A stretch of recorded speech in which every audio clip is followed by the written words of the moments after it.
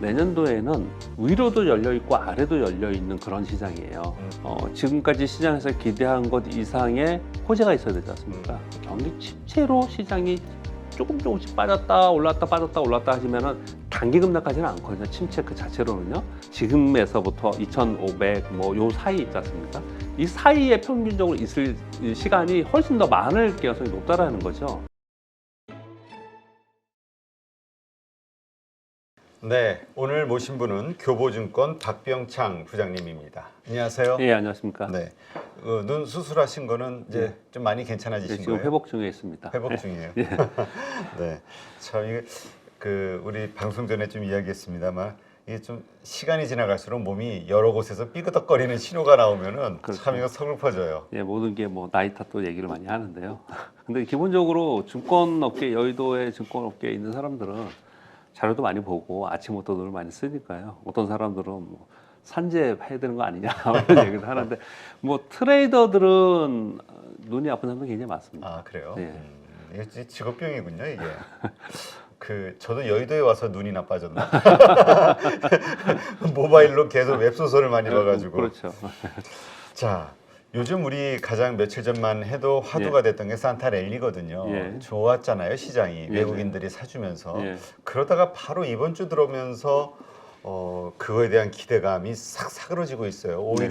오히려 어디까지 내려갈 거에 대한 그 하락에 대한 두려움이 커지고 있는데 네네. 지금 시장 어떻게 보시나요?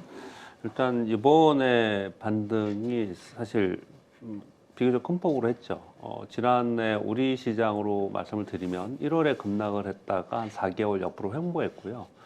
그리고 6월에 급락을 했다가 반등을 줬죠. 7월에. 그래서 기대감이 있었는데 그 반등의 폭이 6월에 급락이 한 50% 라인 근처에 갔다가 다시 되밀렸습니다. 그리고 나서 이번에 9월 급락 후에 이제 10월에 오른 거지 않습니까? 그런데 지난 1월하고 6월에 급락했을 때 이후에 반등하고 요번에 조금 달라요. 왜냐면은 여러분 이제 차트도 보시지 않습니까? 이제 주봉으로 보면은 20주 이동 평균선을 작년 7월 이후에 한 번도 돌파를 못했습니다. 제가 언제 여기 출연했었죠? 지난번에 출연했을 때 굉장히 조심스럽게 그냥 끝이 보이는 것 같습니다. 이 정도만 말씀을 드렸어요. 네, 그리고 나서 20주 이동 평균선이 2,350포인트인데 그걸 돌파하는 게 이제 중요하다 이런 설명을 드렸었는데 이번에 돌파를 했어요. 2,499포인트까지 갔지 않습니까? 그렇죠. 그러니까 저점 대비는 17% 오른 겁니다. 그러니까 비교적 큰 폭으로 오른 거죠. 그러니까 그때 하락하고 지금 하락은 좀 다르고 이번에 기대감이 더 있었다라고 보시면 될 것 같고요. 미국 시장도 그렇습니다. 미국의 다우존스 산업지수는 역사적 신고지수에 거의 근처에 가 있고요.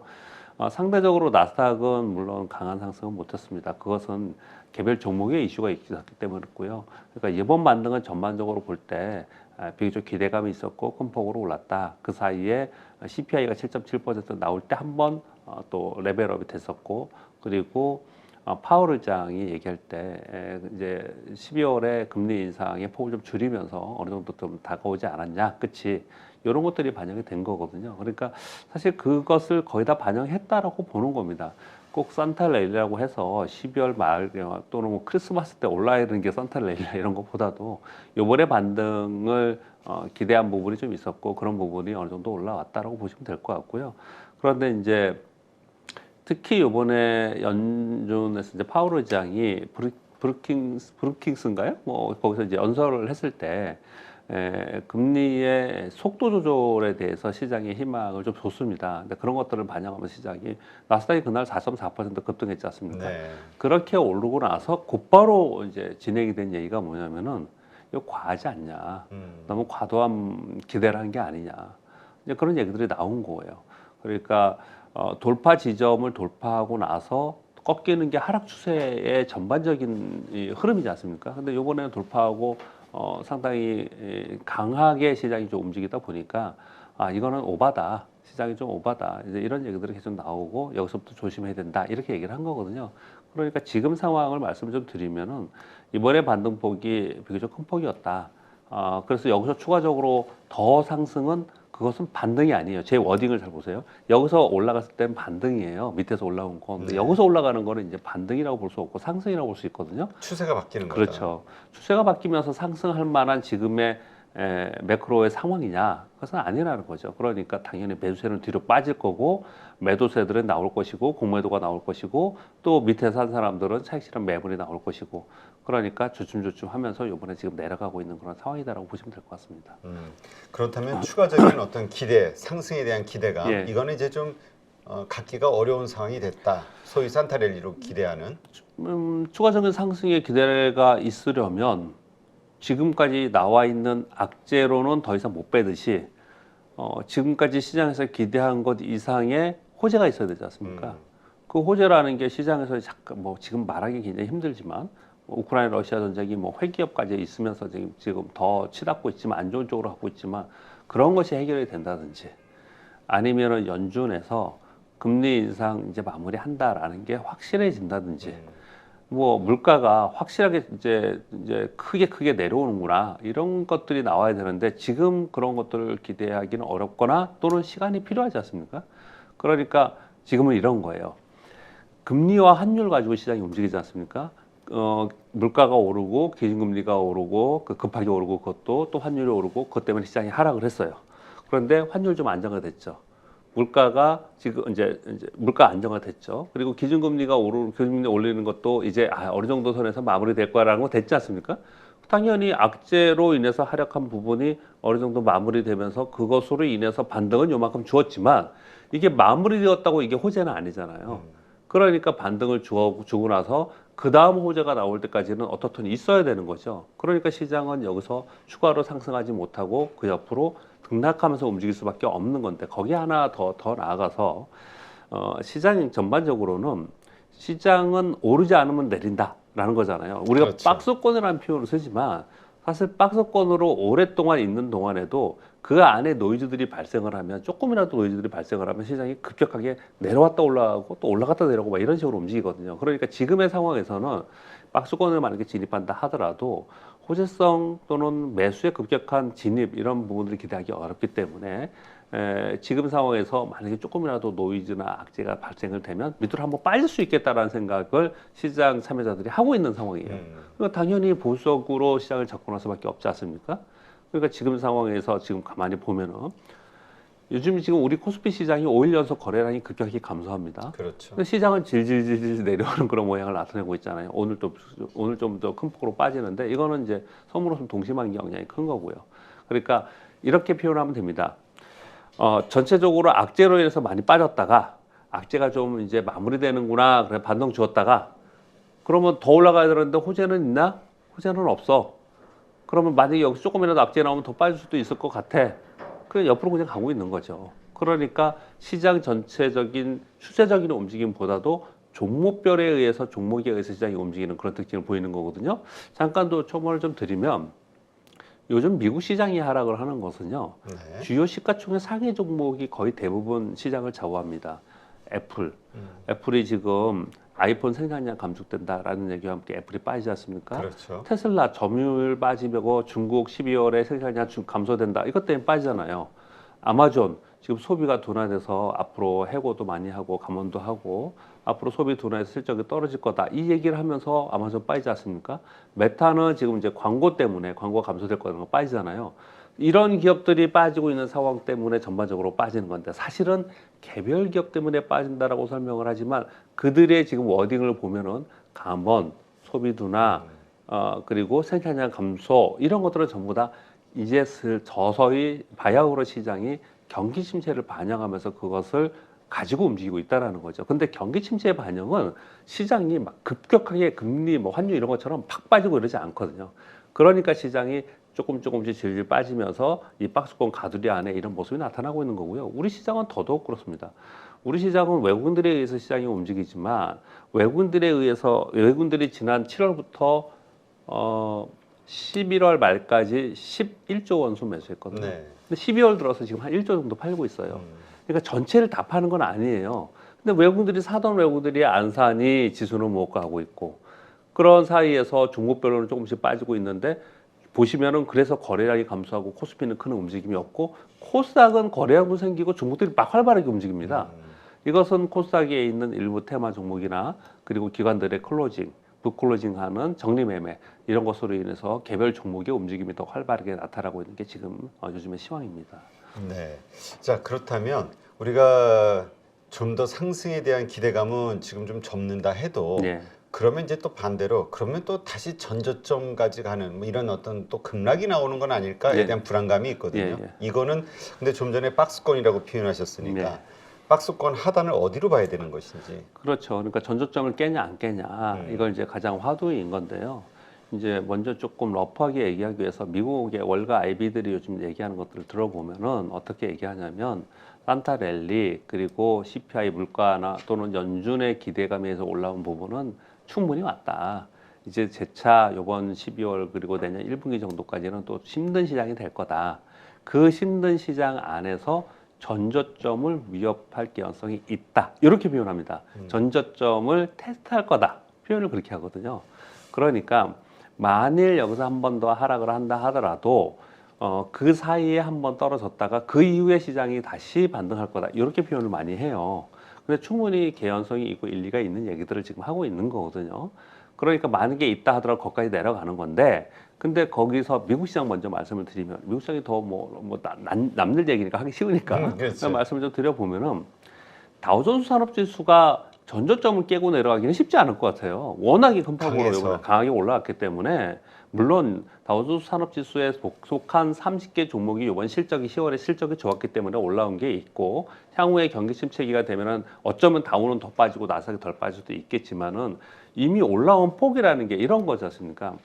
만약에 우리나라 지수를 따졌을 때 3,300에서 2,130까지 떨어졌잖아요. 뭐 2,300포인트대에 있는데 여기서 반등을 3,000 줬어요. 그리고 2,800까지 올라갔어요. 그러면 전저점 깨기가 쉽겠습니까? 그렇게 강하게 가면은 그렇지 않죠. 밑에 하단에 있었을 때 전저점 깰 확률이 높은 거죠. 그래서 다우존스 산업지수나 S&P 500으로 봤을 때 전저점을 깨는 게 아마도 쉽지 않을 수 있다. 그러니까 전저점 부분까지 다시 한번 시장이 어려우면서 떨어질 수 있다라고 얘기하는 거지. 그걸 깨고 내려가는 거에 대해서 자신 있게 그냥 깨고 깰 거다 이렇게 얘기하지 않거든요. 월가 IB들이요. 그렇게 얘기를 하고 있습니다. 먼저 그걸 말씀을 드리는 거는 우리 시장도 비슷하게 움직이지 않습니까? 우리 시장의 코스피의 지난번 저점이 2130포인트예요. 2499포인트까지 갔습니다. 네. 그러면 이제 거의 17% 정도 반등을 준 거예요.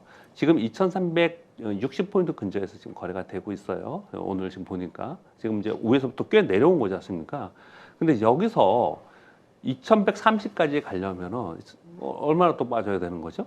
그러면 2130이면 2330, 200포인트니까 230포인트잖아요. 230포인트 빠지는 거는 지수가 10% 이상 빠지는 거지 않습니까? 그렇죠. 지수에서 10% 정도 빠지는 거잖아요. 그렇게 10% 정도 빠지는 거는 시장에 노이즈가 아닌 악재가 반영이 돼야 됩니다. 그런 악재가 반영이 됐을 때 그렇게 빠지는 거거든요. 그렇기 때문에 거기서 그냥 여기서 강력한 악재가 새로운 게 막 나와서 팍 이게 빠지는 그런 상황이 돼야 되는데 시장에 강력한 악재라는 게 기존에 있었던 강력한 악재로 빠지는 않을 거 아니에요. 그렇죠. 반영은 됐으니까요. 그러면 새로운 악재라고 얘기하는 거는 경기 침체 얘기하는데 경기 침체로 시장이 조금씩 빠졌다 올랐다 빠졌다 올랐다 하시면은 단기 급락하지는 않거든요. 침체 그 자체로는요. 그러면 얘기하는 게 뭐냐면은 소위 말하는 자금 경색에 의한 크레딧 리스크 이걸 얘기를 하는 거지 않습니까? 그런 일이 발생했을 때는 2130포인트를 깨고 2000포인트 터치, 2000포인트 아래로 떨어질 개연성이 있다라고 얘기를 하고 있는 거예요. 그런데 지금 이제 질문을 주시기를 저점을 어느 정도까지 보느냐라고 했지만 그런 리스크가 크레딧 리스크가 발생할 가능성 있긴 있지만 그럴 거다라고 보고서 밑에 떨어질 겁니다라고 얘기하기 너무 힘든 얘기잖아요. 그거는. 그렇죠. 네, 그래서 저는 약간 보수적으로 그리고 약간 변명적으로 말씀을 드리면 인정합니다. 그렇게 말씀을 드리면 이렇게 봐야 될 것 같습니다. 저는 시황을 지난번에 봤었던 2130포인트는 충분히 저점을 우리 시장에서는 본 부분이다. 정말 최악의 국면에 시스템 위기가 발생되지 않는 것, 간다면 뭐 일시적으로 깰 수 있겠지만, 그런 일만 발생이 되지 않는다면은 시장이, 그리고 그런 일이 쉽게 발생되는 것들은 아니거든요. 그렇기 때문에 지난번 저점 라인이 사실, 작년부터 봤던 그리고 내년까지도 2023년까지도 봤을 때 상당 부분 저점 라인으로 생각하면서 볼 수 있겠다라고 생각을 해요. 그러면서 한 가지 더 말씀드리겠습니다. 내년도에는 뭐 이따가 또 질문 주실지 모르겠지만 내년도에는 위로도 열려 있고 아래도 열려 있는 그런 시장이에요. 작년에 우리가 시황을 얘기할 때는 그동안에 올라온 게 굉장히 크기 때문에 아래로 떨어질 어려운 시장이 될 거다라고 얘기를 했습니다. 물론 지수 때는 사람마다 다 달랐어요. 저도 틀렸고 또 제가 생각했던 것보다 더 많이 빠졌고요. 그런데 아무튼 올해는 빠질 거라고 전부 다들 생각을 했었습니다. 근데 그렇죠. 내년에는요. 지금 지수가 떨어져 있는 상황이잖아요. 그래서 내년도에는 위도 많이 보고 아래도 많이 봅니다. 오늘 아침 여러분 신문 보면 한국경제신문의 머니투데이나 이런 경제신문들 보면 오늘 보셨는지 모르겠지만 미국의 월가 아이비들이 골드만삭스나 모건 스탠리나 이런 데에서 내년도 우리나라 시황의 전망을 볼 때 밑에 저점은 2,100포인트 전후로 많이 봤고요. 위로는 2,700포인트 전후로 많이 보고 있어요. 이 사이를 보고 있는데 골드만삭스에서 이렇게 얘기를 합니다. 시황의 환경이 우호적으로 변하면 3,000포인트로 갈 수 있다. 이렇게 얘기를 해요. 그 시장의 우호적 환경이라는 게 뭐라고 얘기는 안 했습니다. 그런 얘기를 안 했어요. 요즘 같으면은 3,000포인트 얘기하면은 네. 돌 맞죠. 근데 골드만삭스에서는 그렇게 얘기를 좀 해놓은 상황이란 말이에요. 그 얘기는 뭐냐면 우리가 처음보다 좋지 않게 보고 있는 것들에서 새로운 어떤 시그널이 나왔을 때 저는 대표적으로 뭐냐면 우크라이나 러시아 전쟁의 종료를 보고 있거든요. 그런 것들이 나오면은 시장은 일시적으로 굉장히 크게 올라갈 수 있을 개연성도 물론 배제할 수 없습니다. 반대로 위기가 발생을 하면은 2,180포인트를 깨고 밑으로 내려갈 것도 배제할 수 없습니다. 그런데 이 양쪽 모두 다 굉장히 짧은 시간에 갈 거다. 즉 호재가 나와서 올라간다 하더라도 다시 또 때려받고 내려올 확률이 훨씬 높을 거고요. 악재가 나와서 밑으로 떨어진다 하더라도 그때는 국내 기관이나 외국인들이 아마도 적극적으로 들어올 가능성이 굉장히 높습니다. 이번에 우리 시장 보세요. 환율 1,440원까지 가고 2,130포인트 가니까 외국인들이 11조나 들어왔잖아요. 그렇죠. 근데 국내 기관은 아직 안 들어왔거든요. 아마 들어올 가능성이 굉장히 높아요. 그러니까 그 짧은 시간이 있을 거라는 거예요. 그래서 내년도 전체적으로 평균을 보고 그냥 했으면 좋겠어요. 내년 투자 전략을 가져갈 때 저 위쪽을 바라보면서 위쪽을 바라보면서 투자하거나 아래쪽에 베팅하는 투자를 하는 것보다도 전반적으로 그거는 짧은 시간에 있을 가능성이 높기 때문에 전체적인 평균으로 봐서는 지금에서부터 2,500 뭐 요 사이 있지 않습니까? 이 사이에 평균적으로 있을 시간이 훨씬 더 많을 가능성이 높다라는 거죠. 거기에 맞춰서 투자 전략을 짜가는 게 어떤가 그렇게 생각됩니다. 그러니까 질문은 저점 라인 어느 정도라고 하셨는데 제가 장황하게 이렇게 말씀을 드렸는데 쉽지 않기 때문에 이렇게 말씀을 드린 거고요. 다만 제 생각은 지난번에 찍었던 2,130포인트는 우리 시장에서 상당 부분 저점 라인 구간으로 볼 수 있다. 그리고 만일 위아래로 큰 변동성이 있다 하더라도 그것은 일시적이기 때문에 평균 라인을 보고 투자하는 게 어떤가라고 생각합니다. 네. 그러니까 사실 뭐 우크라이나 전쟁이 됐든 뭐 그로 인한 여러 그 인플레이션에 대한 여러 우려들 이게 이제 현재 진행형이다 보니까 그게 어떻게 되느냐에 따라 위로든 아래로든 열려 있다 이렇게 볼 수 있는 거겠죠. 그렇죠. 그 질문 자체가 왜 우크라이나 전쟁 자꾸 얘기하냐면요. 우크라이나 지금 가장 내년에 제일 안 좋을 때가 유럽이요. 근데 우크라이나 러시아 전쟁 때문에 겪는 에너지 위기가 굉장히 큰데 그런 것들이 해소되면서 유로화가 강세가 되면 달러가 약세가 될 거고 우리 원화 강세가 될 거고 외국인들은 우리 시장에 들어올 거란 말이에요. 그러니까 수급전 요인. 골드만삭스나 얘네들도 얘기하는 게 우리나라 수급전 요인을 얘기 많이 합니다. 왜 내년에 우리 시장은 지금보다 지금 세계 IB에서 우리나라 시장이 전망을 했는데요. 세 개 다 지금보다 높게 전망을 하고 있습니다. 그렇죠. 왜 그러냐면은 외국인들이 우리나라의 지금 지분율이 지난 15년 내에 가장 최저로 되어 있고요. 그리고 환율이 원화 강세가 되면 환율이 떨어지면 외국인들은 우리 시장 들어올 거라고 기대를 하는 거예요. 그 이면에는 그 전쟁의 역할이 굉장히 크다라는 거죠. 그런 부분들을 생각을 하면서도 얘기를 하지만 그건 역시도 추세적이지 않을 가능성이 굉장히 높다라는 거고요.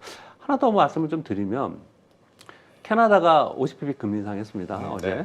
그러면서 금리 인상에 자기들끼리 회의록을 쓰잖아요. 그러면서 금리 인상을 추가적으로 더 해야겠다라는 문구를 삭제했어요. 그래서 오늘 아침에 보면은 미국이 국채 수익률 떨어지고 캐나다가 금리 인상을 이제 중단한다는 걸 시사했다. 이렇게 지금 자료가 나오잖아요. 그런데 뭐라고 얘기하냐면 지금 4.25가 그렇죠. 캐나다가요. 캐나다 기준금리가 4% 이상의 오랫동안 지속할 거다라는 표현을 쓰고 있고요. 미국도 계속 파월 의장이 얘기하는 거는 금리 인상을 하는데 금리 인상이 지난번에 얘기했던 4.75에서 5%가 아니고 조금 더 높을 수 있다. 이렇게 얘기를 해요. 그래서 파월 의장이 입만 딱 보고 생각하면 5에서 5.2%가 될 것 같아요. 그런데 문제는 뭐냐면 그 금리를 오랫동안 유지할 거라고 표현을 하는 거거든요. 그러면 생각을 해보세요. 금리를 올리는 동안 시장이 빠졌어요. 그리고 금리를 더 올리지 않고 멈춘대. 그 시장은 약간 반등 줬어요. 그래고 계속 거기 있을 거래요. 그럼 시장이 여기 있는 거죠. 그러니까 그럴 수밖에 없는 상황에 지금 있다라는 거 보시면 될 것 같습니다. 바로 그런 이유 때문에 요즘 뭐 미국 시장 또 그로 인해 한국 시장도 흔들리는 이유 중에 하나가 12월 FOMC 이거에 대한 그 경계심, 그러니까 경기 침체가 그 말씀하신 대로 좀 길어지다 보니까 경기 침체가 좀 심하지 않겠냐에 대한 우려라고 원인들을 찾는 것 같아요. 사실은 명확한 건 없어요. 그렇죠. 그러나 이제 그런 이야기를 이제 유포되고 있는 거죠.